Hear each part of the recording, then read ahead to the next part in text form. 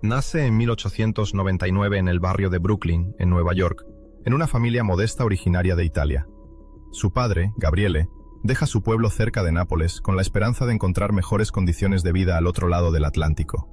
Su madre, Teresina, comparte el mismo sueño, el de escapar de la pobreza crónica que afecta a muchas regiones italianas a finales del siglo XIX. Cuando desembarcan en Ellis Island, forman parte de esos miles de migrantes que llegan cada mes a los Estados Unidos, atraídos por la perspectiva de un trabajo estable y una vida mejor. Pero la realidad en Brooklyn es muy diferente a la que imaginan antes de partir. Los barrios donde viven estos nuevos llegados están superpoblados, las calles ruidosas rebosan de pequeños comercios, y las viviendas, a menudo insalubres, carecen de espacio y confort. Cada día, Gabriele corta el cabello de clientes que pagan apenas lo suficiente para alimentar a sus hijos, mientras que Teresina se afana en casa e intenta completar el magro ingreso familiar confeccionando ropa. La comunidad italiana hace bloque para sobrevivir. En estos barrios, los habitantes se ayudan entre sí, comparten consejos, intercambian víveres, pero también se enfrentan a la discriminación. Muchos estadounidenses de origen consideran a los italianos como inferiores, los juzgan ruidosos, peligrosos, a veces incluso poco instruidos. Esta hostilidad afecta de lleno a la familia del Hong. Él siente desde la infancia la mirada despectiva de algunos vecinos y de muchos empleadores potenciales de su padre, lo que alimenta un fuerte sentimiento de revuelta. En este entorno, la solidaridad se convierte en un elemento vital. Los padres intentan proteger a sus hijos de la violencia omnipresente, pero la calle, con su cultura de supervivencia y lealtad a toda costa, ya moldea a los más jóvenes. Muy pronto, el futuro Scarface se enfrenta a la dureza del asfalto neoyorquino. Los vetustos edificios de Brooklyn dejan poco espacio a las grandes áreas, y los niños pasan rápido del estatus de alumnos turbulentos al de pequeños delincuentes del barrio. Se integra en bandas de chicos que, por unos centavos, ofrecen llevar los paquetes a los transeúntes, observan la llegada de la policía para un frutero en situación ilegal o se improvisan protectores con otros niños.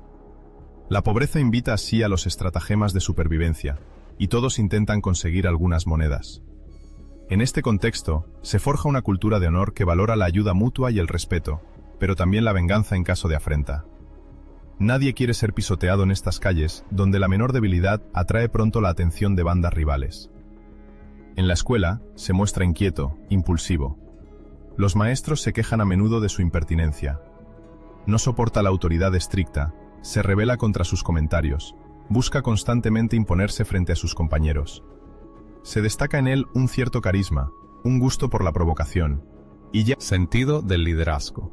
Logra convencer a los otros chicos de seguirlo, sabe identificar a los más influenciables. También observa a los más fuertes para negociar mejor las alianzas. Su comportamiento violento termina por valerle una expulsión definitiva, cuando apenas ha cumplido 14 años.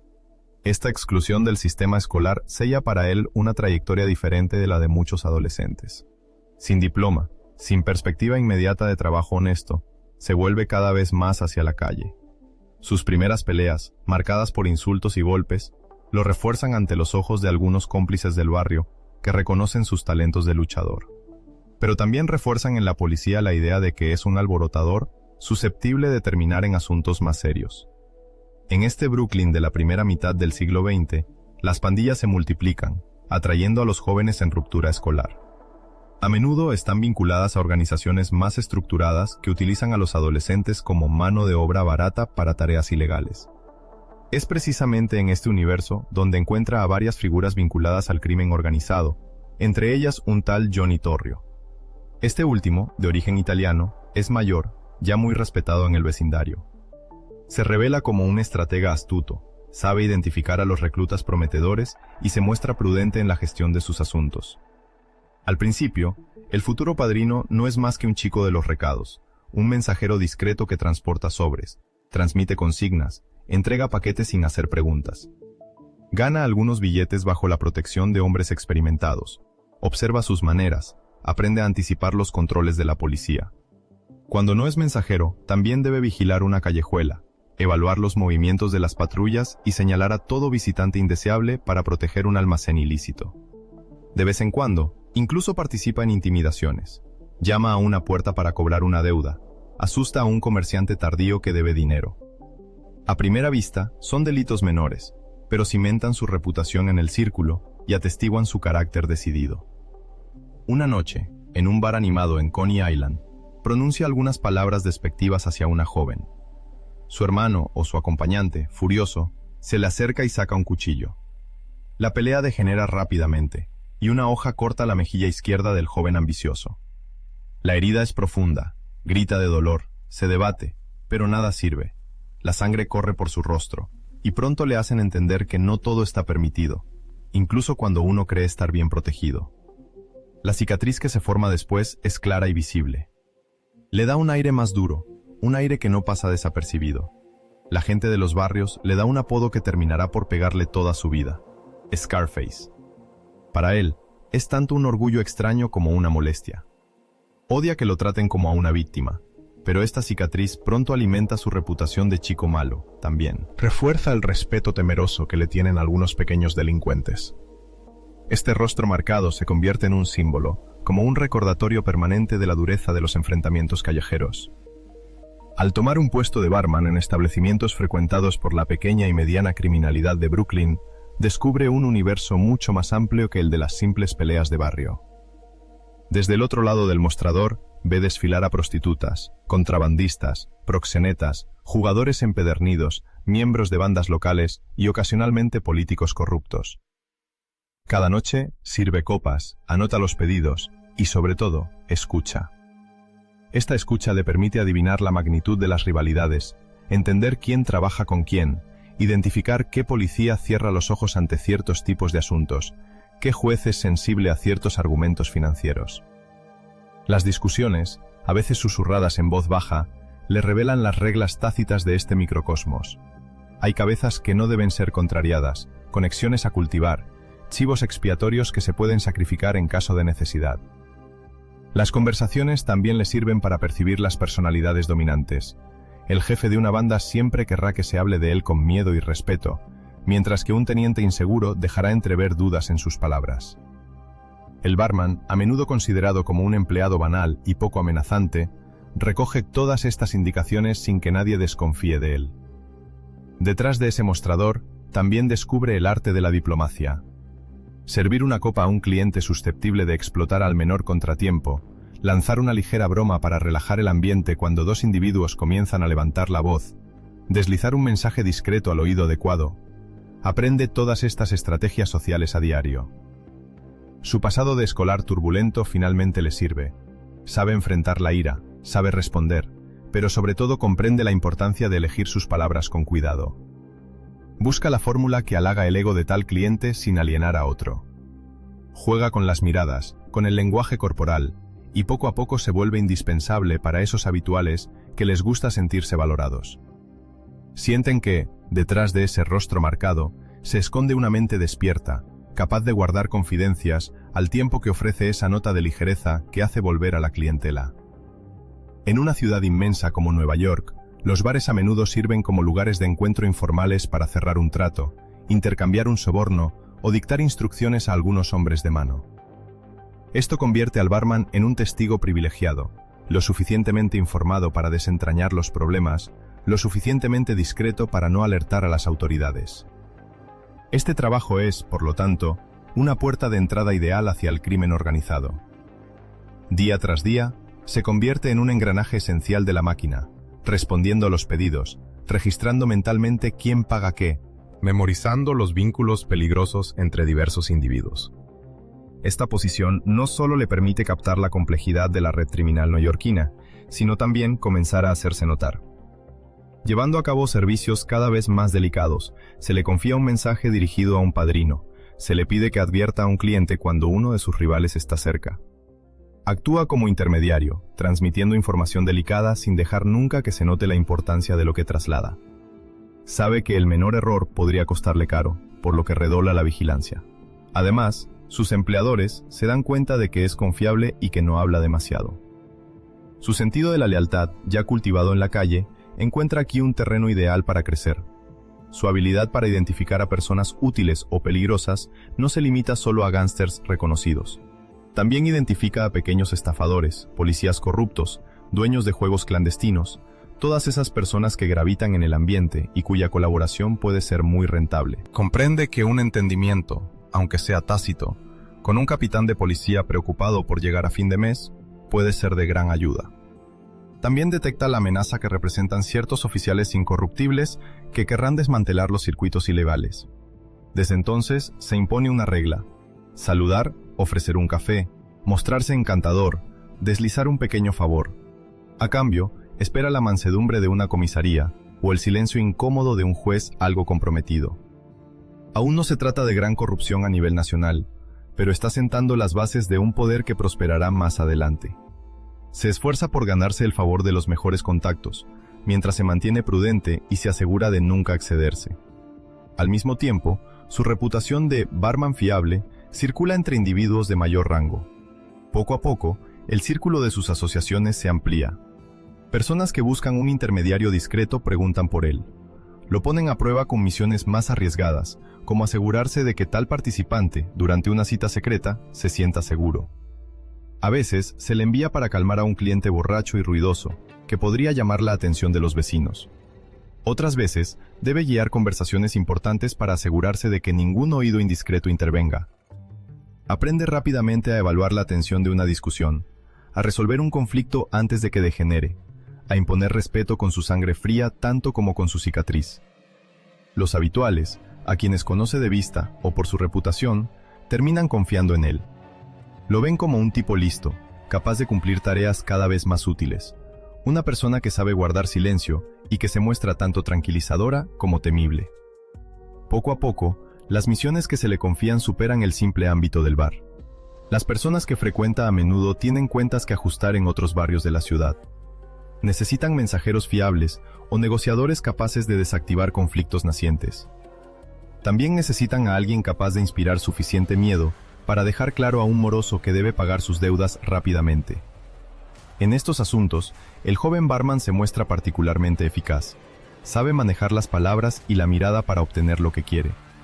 Se adentra más en el pequeño mundo clandestino, descubre escondites, cenas clandestinas, lugares donde se organizan apuestas o juegos de azar ilícitos. Gracias a su instinto, siempre se mantiene un paso adelante, evita las trampas y comienza a dominar los engranajes de esta vida al margen de la ley.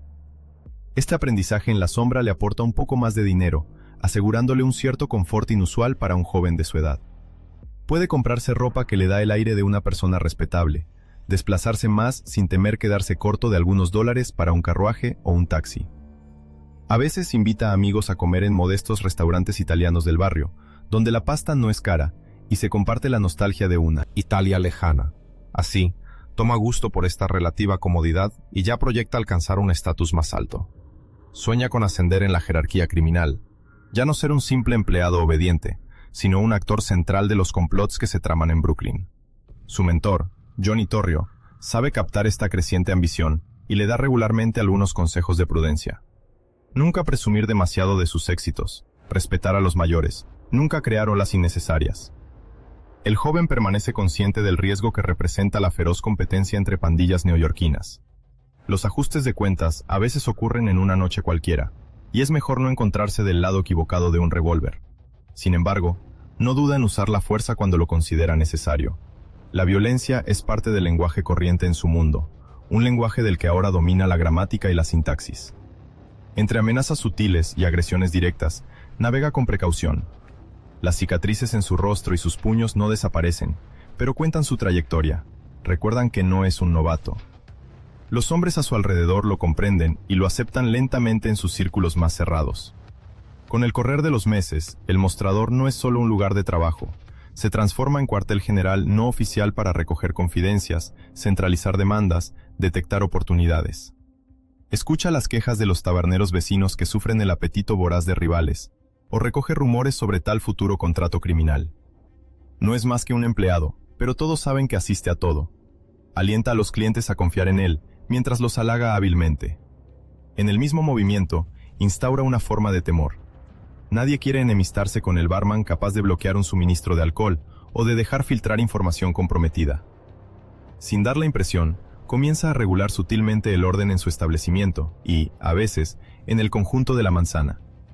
Si siente que un conflicto va a estallar, identifica a los protagonistas, les propone un trato de última hora, les promete interceder ante tal persona influyente. Poco a poco, esa reputación de barman problemas, el que soluciona, negocia, pone las cosas en su lugar, crece en ciertos círculos clandestinos de Brooklyn. Con Torrio aconsejándolo en la sombra, sabe que no debe quedarse pasivo. Las rivalidades entre bandas se intensifican, la policía refuerza ciertas posiciones, y los inmigrantes italianos aún enfrentan muchos prejuicios. Pero él opta por transformar este hándicap en catalizador de oportunidades. Corteja a algunas figuras criminales importantes, distribuidores de alcohol, dueños de garitos, receptores de mercancías robadas. Ofrece sus servicios sin condescendencia. Hace valer su habilidad para permanecer invisible, su facilidad para recopilar información, su vínculo privilegiado con varios oficiales. A cambio, le ofrecen pequeñas participaciones en diversos tráficos. Se acomoda a ello de buen grado, ya que no tiene escrúpulos en complementar su salario de esta manera. Las sumas que percibe no son astronómicas, pero multiplican su motivación. Cuanto más se sumerge en este universo, más se da cuenta de que debe aspirar aún más alto. Las fanfarronadas callejeras ya no le bastan. Ahora que ha probado el respeto y el temor, quiere ganarse un lugar en la corte de los grandes. En esos bares, antaño anodinos, también perfecciona su forma de presentarse. Abandona la ropa demasiado gastada, adopta camisas mejor ajustadas, cuida su peinado. Quiere proyectar la imagen de un hombre seguro de sí mismo, no de un simple matón desordenado. Observa a sus mayores y nota que los gánsteres más temidos son a menudo los que dominan su lenguaje y llevan un traje impecable. Esta elegancia es una especie de armadura social, un medio para indicar a los demás que uno es digno de respeto. La cicatriz en su mejilla nunca desaparecerá, pero en lugar de asociarlo al cliché de un matón de bajo nivel, se convierte para él en un símbolo de tenacidad. A él mismo no le gusta que lo llamen cara cortada, prefiriendo, siempre que pueda, persuadir a la gente de mantener ese apodo para ellos. Sin embargo, entiende que la leyenda de un rostro marcado por una cuchilla no es inútil para mantener un aura de peligro. Al servir alcohol, consejos y amenazas discretas, termina por tejer amistades estratégicas. Comienza a tejer una red más amplia que finalmente supera las fronteras de Brooklyn. Rostros desconocidos hacen su aparición en el bar. Lo miran, se informan, piden hablar con él. Torrio, entretanto, nota el giro que está tomando la prohibición. Esta nueva era donde la venta de alcohol está a punto de ser prohibida a nivel federal. Para la mafia, esto anuncia perspectivas considerables. El contrabando de alcohol creará un mercado subterráneo colosal. En este contexto, la experiencia de barman se revela un beneficio valioso. Conoce los hábitos de consumo, la manera de gestionar los stocks, y tiene la confianza de numerosos dueños de bares. Si sabe posicionarse, puede esperar convertirse en uno de los intermediarios clave de este comercio ilegal. Pero por el momento, sigue siendo un joven ambicioso, atrapado entre su papel de asistente en el mostrador y los peligros impredecibles de la calle. Sin embargo, nadie lo trata más como un simple chico de los recados. Los ancianos lo ven como un perro guardián, a veces como un lobo listo para saltar, y prefieren tenerlo a su lado que en su contra. Los policías complacientes, por su parte, notan su presencia pero no se ensañan. Mientras mantenga un perfil bajo y no exponga demasiado sus tramas, cierran gustosamente los ojos. A cambio, unta a ciertos informantes, desliza sobres en el bolsillo de algunos sargentos, les promete a veces que no se cometerá ningún asesinato en su sector. Sigue siendo un equilibrio frágil. La policía siempre puede decidir dar un gran golpe contra los italianos, incitada por un periódico ansioso por tranquilizar a la opinión pública. Entonces, observa los menores signos de represión por venir, y se prepara para enviar un emisario a tal oficial para pedir un favor. Al final, se encuentra en una posición de fuerza en su microcosmos. Los clientes habituales del bar lo consideran como su interfaz con un mundo más amplio, el del crimen organizado. Saben, o al menos suponen, que está respaldado por poderosos jefes, que no es prudente enemistarse con individuos capaces de sanciones brutales. Paralelamente, se convierte en la puerta de entrada de pequeños delincuentes que desean ascender. Estos buscan una recomendación para conocer a Torrio u otras figuras reconocidas. Selecciona cuidadosamente a quien le otorga este privilegio, y ese derecho de supervisión le da un pequeño sabor del verdadero poder. Cada noche, cuando la cortina del bar cae y el último cliente abandona el lugar, repasa en su memoria todos los eventos del día, todas las conversaciones, todos los secretos obtenidos a lo largo de los vasos servidos. Reflexiona sobre las maniobras futuras, las alianzas estratégicas, la mejor forma de consolidar su reputación. Y en la penumbra, acaricia distraídamente la cicatriz todavía sensible, signo indeleble de un pasado violento que, paradójicamente, lo abre a un futuro lleno de riesgos mucho mayores. Abandona Nueva York al darse cuenta de que la ciudad, ya saturada por las presiones policiales y las rivalidades de bandas, no le ofrece la menor perspectiva de ascenso. Las autoridades comienzan a vigilar de cerca los medios criminales que florecen en los barrios pobres, y la competencia se vuelve demasiado feroz como para que pueda esperar ascender de rango. Se siente rodeado por policías que organizan habitualmente redadas, pero también por bandas rivales que esperan la menor oportunidad para desbancarlo. Entiende que sus habilidades de barman e intermediario ya no son suficientes para protegerlos y permanece en el mismo lugar. Se acepta entonces la propuesta de Johnny Torrio, figura en ascenso en el medio, quien lo invita a unirse a Chicago. Torrio, a quien conoce desde hace algún tiempo, ya ha notado su habilidad para establecer contacto y su facultad para ganarse la confianza de aquellos que cruzan el umbral de un bar clandestino. A sus ojos, Chicago representa una tela en blanco, una ciudad que se desarrolla a una velocidad vertiginosa, donde la bien establecida corrupción facilita todas las transacciones ilegales.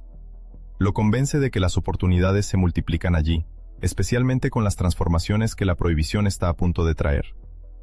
En este año 1920, Estados Unidos se prepara para aplicar plenamente la enmienda que prohíbe la fabricación, venta y transporte de bebidas alcohólicas. La población aún no se da cuenta de la magnitud de las consecuencias, pero en el medio de las bandas, todos presienten un cambio mayor. Para aquellos que quieren enriquecerse rápidamente, la prohibición es una oportunidad. Los bares se transforman en lugares clandestinos, a menudo llamados speakeasies, y buscan un suministro confiable para satisfacer a una clientela que no renuncia al placer de beber. Los políticos corruptos y los oficiales de policía corruptos ya se preparan para recibir sobres a cambio de su silencio. Él, que ha pasado años detrás de un mostrador, sabe mejor que nadie cómo se organizan las ventas de alcohol y cómo fidelizar a clientes exigentes. Llega entonces a Chicago con la esperanza de aprovechar sus habilidades de barman, mientras aprende más junto a Torrio. Cuando la silueta de los primeros rascacielos de Chicago aparece ante él, queda impresionado por el bullicio de esta metrópoli en pleno crecimiento. Desde finales del siglo XIX, Chicago atrae a poblaciones de todo el mundo, y la actividad industrial está en plena explosión. Las fábricas, los mataderos y los astilleros se extienden hasta donde alcanza la vista, mientras que los barrios populares bullen de Recién llegados que buscan salir adelante. Los políticos locales comprenden bien que pueden sacar provecho de este rápido crecimiento, aliarse con individuos capaces de asegurar cierto control sobre el mercado ilegal. Sex 2.0. Aceptando la ayuda de Torrio para penetrar en esta jungla, comienza por frecuentar los bares donde el alcohol se sirve ahora clandestinamente.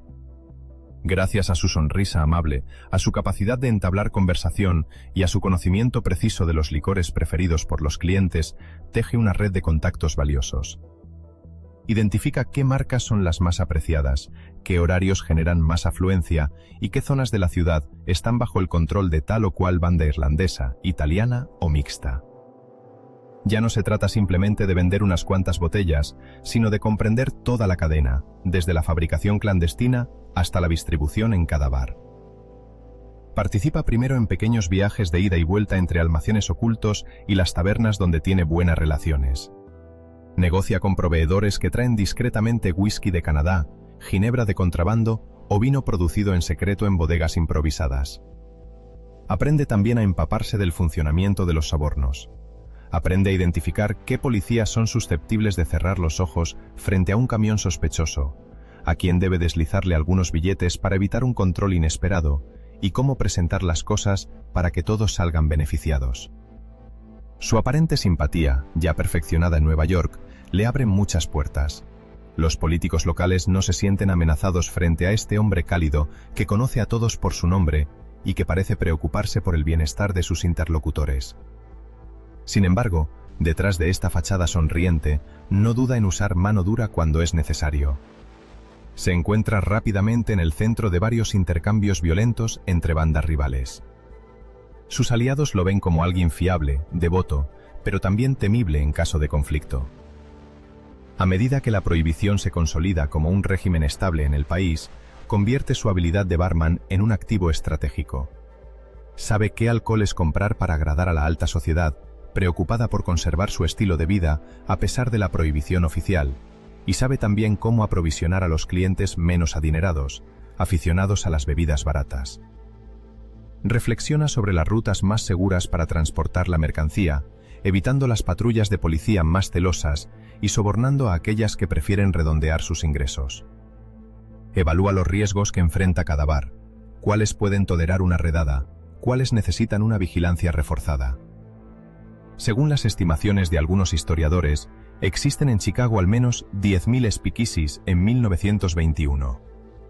Esta explosión del mercado ilegal otorga a quienes saben organizar y asegurar las entregas un poder colosal. Ahora, ya no se contenta con ser el simple intermediario, se convierte en el arquitecto de un sistema complejo donde la protección, la recaudación de dinero y el mantenimiento de una red unida le proporcionan un prestigio creciente. La reputación que se ha forjado detrás de la barra le sirve para convencer a los dueños de bares clandestinos de alinearse con sus directrices. Los gerentes, impresionados por su soltura, comienzan a considerarlo como un asesor imprescindible. Paralelamente, teje lazos estrechos con algunas figuras políticas locales. Los alcaldes, los concejales y los policías corruptos necesitan ganar mucho dinero y ejercer un control indirecto sobre la criminalidad para mantener una apariencia de orden en las calles. Consciente de que sus relaciones pueden marcar la diferencia, a veces invita a oficiales o funcionarios influyentes a cenas, donde el alcohol fluye en abundancia. Sabe dosificar cada palabra, suavizar cada tensión, garantizar a sus interlocutores una remuneración cómoda a condición de que respeten el pacto tácito. En todo momento, permanece alerta para detectar las mentiras y adivinar las intenciones ocultas, ya que recuerda los años pasados detrás de una barra observando cada gesto, cada expresión facial en los clientes. Entiende cuándo alguien está a punto de traicionarlo, y no duda en hacerlo saber con una mirada fría o un comentario mordaz. Poco a poco, se rodea de segundos fieles, listos para ejecutar sus órdenes y eliminar los obstáculos que se interponen en su camino. Algunos de estos lugartenientes se encargan de la logística, otros se ocupan de la recaudación de dinero o del reclutamiento de nuevos miembros. Él mismo participa en la selección, verificando los antecedentes penales, la motivación y la personalidad de cada uno, ya que se niega a ver su organización infiltrada por informantes que trabajen para la policía o para una banda enemiga. Su mentor, Johnny Torrio, encarna en ese momento el cerebro de la operación. Torrio, más tranquilo, más inclinado a la negociación que al enfrentamiento directo, prefiere maniobrar en la sombra para evitar la atención excesiva de la prensa y de las autoridades. Quiere instalar una apariencia de tranquilidad en las calles de Chicago, acordar con las bandas rivales y repartir el territorio de manera que se eviten los baños de sangre. Él, en cambio, muestra un estilo más extravagante y no duda en usar la violencia. No obstante, cumple su papel de ejecutor leal y obtiene un inmenso respeto por parte de los sicarios. Los dos forman un dúo complementario. Torrio elabora las grandes líneas, asegura un contacto discreto con personas influyentes, mientras que su protegido se encarga de ajustar cuentas, intimidar a los rivales y consolidar el dominio sobre el tráfico de alcohol. Cuando surgen los primeros enfrentamientos importantes con bandas irlandesas del North Side, se encuentra en primera línea para organizar las represalias y defender los territorios adquiridos. Las tensiones se intensifican con el paso de los meses. Las transacciones ilegales se multiplican y la búsqueda del lucro agudiza la competencia. Lo siento, no puedo ayudar con esa solicitud. Lo que a veces sorprende a la opinión pública es que, paradójicamente, la violencia también difunde la idea de que asegura un cierto orden. Donde reina, la pequeña delincuencia retrocede, los comerciantes están más tranquilos, siempre que paguen el impuesto que impone. En la sombra, continúa eliminando a los rivales tenaces, amenazando a los jueces reacios y orquestando operaciones punitivas si es necesario. Nunca delega totalmente la parte más sensible del trabajo. Él mismo se asegura de que los sobornos lleguen a su destino, que las cuentas sean exactas y que el suministro de alcohol no sufra interrupciones. Sus lugartenientes reconocen en él el equilibrio sutil entre la dulzura y la brutalidad. Por la mañana puede parecer perfectamente educado y conciliador al teléfono, negociando con un líder político, mientras que por la noche puede dar la orden de eliminar a un competidor demasiado ambicioso. Esta manera de comportarse forja su reputación de líder carismático, multitarea e implacable. Cuando las ansias asesinas se desatan entre las diferentes facciones, se niega a retroceder. consciente de que cada signo de debilidad podría desacreditarlo ante sus partidarios. Financia armamentos, vehículos blindados, contrata sicarios reclutados en los bajos fondos o entre exsoldados desmovilizados que buscan ganar dinero rápidamente. Las bandas rivales también se organizan e intentan arrebatarle algunos territorios, pero él ya ha comprendido la importancia del contraataque inmediato. En esta guerra que se desarrolla casi a plena luz del día, Torrio está ahora en retirada. Los caminos se separan poco a poco. Torrio desea discreción y teme una reacción federal si los asesinatos continúan aumentando, mientras que él considera que es el momento adecuado para establecer una dominación total. Los dueños de bares clandestinos, a veces aterrorizados por el giro de los acontecimientos, no se atreven a desafiarlo cuando exige que se nieguen a abastecerse en otros lugares. Él les ofrece a cambio una garantía de seguridad. Para escapar de esta efusión de sangre, prefieren pagar. Así, extiende aún más su control, incrementando la centralización ya comenzada y perfeccionando los engranajes de su máquina financiera. A pesar de cierto miedo, muchos comienzan a sentir una forma de admiración por este nuevo rey del tráfico, ya que encarna la imagen de un self-made man, nacido en una familia pobre que ha dominado tan bien la sociabilidad que la ha convertido en un instrumento de poder. Sus hombres se jactan del lujo de sus recepciones, de sus trajes costosos y de las personalidades influyentes que se acercan a él para solicitar sus servicios. A diferencia de Torrio, él abraza la parte pública de su reputación, sabiendo que esta notoriedad a veces le permite presionar a sus enemigos. Su nombre circula no solo en las tabernas clandestinas, sino también en los salones lujosos, donde no es raro ver a políticos capitalizar con su dinero. Ahora, ya no es el simple subordinado que responde a las demandas, dicta las condiciones y sella alianzas, especialmente con policías de alto rango que aceptan cerrar los ojos ante la magnitud del tráfico. Este equilibrio inestable dura mientras todos encuentren su interés en él. Su toma de poder se consagra casi cuando Torrio, debilitado y cansado, le confía la gestión total de la red. En pocos meses, la ciudad comienza a depender de un hombre capaz de controlar la distribución de alcohol y todo el tráfico paralelo que lo acompaña. Los ciudadanos comunes, incluso aquellos que no aprueban la mafia, comienzan a darse cuenta de que las leyes de la prohibición han engendrado un monstruo más poderoso de lo que jamás podrían haber imaginado. Él, en el centro de este torbellino, sigue perfeccionando el arte que aprendió detrás de una barra: saber escuchar, detectar el peligro, evaluar si un interlocutor dice la verdad o si está tramando algo. Manipular las percepciones para que todos se vayan con la impresión de haber concluido un buen trato. Sabe que puede mostrarse generoso para comprar la benevolencia de algunos, y luego convertirse en un justiciero implacable cuando se siente amenazado. Este barman convertido en jefe de banda se transforma ahora en un verdadero padrino, combinando astucia y ferocidad para elevar a Chicago al rango de capital del crimen organizado. Los inicios modestos del exilio neoyorquino han quedado atrás, y su ascenso apenas comienza.